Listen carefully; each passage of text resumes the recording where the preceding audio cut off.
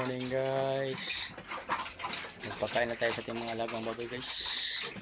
Araw ng Sabado ngayon. Ito yung mga niluluto namin. Oh, dami yan. Maraming kanin yan guys. Halo-halo yan. Klase-klase yung gulay yan. Ito guys.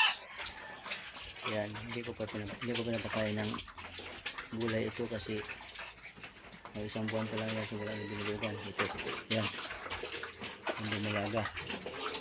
Ito yung pinapakain ko talaga ng suskabang ng gulay-gulay. Kaya yan, nahaluan natin ng feed. Yan. Pagpakain tayo sa feed.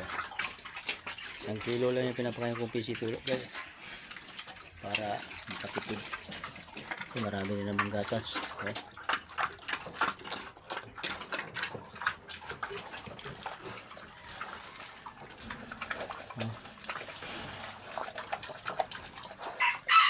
Ang guys, ang ginagawa ko, kanin at saka feeds. Kasi hindi pwede hindi tayo maging wise ngayon. Yan, ito ayun ba yung ang tamang gatas niya guys, kaya tataba ng mga anak niya.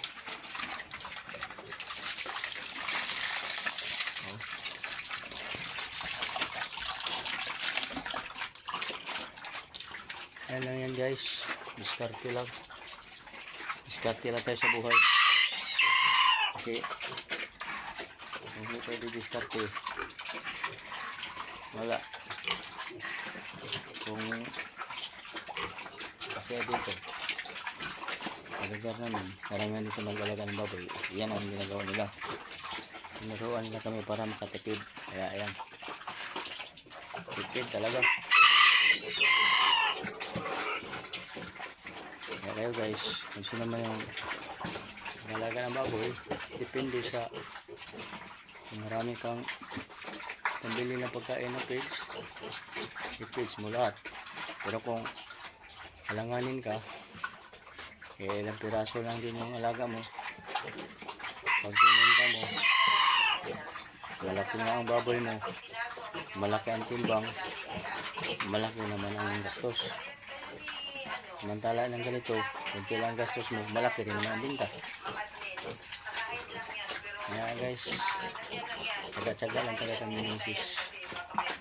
Ito, yan, 90 days na po ito, 90 days na yan. Mga 21 days na lang, mga anak na naman ito. Kaya ang pinapakain ko, yan pa rin. Pag nanganak yan siya guys, katulad naman ito, ibili naman ako ng pampagatas niya, isang sako lang. Kaya guys, kung sino man nakapanood ng video ito, mag-like, mag-share sa ating YouTube channel. Basta Ray Tigre Vlog. Magandang umaga. God is blue. Bye bye na.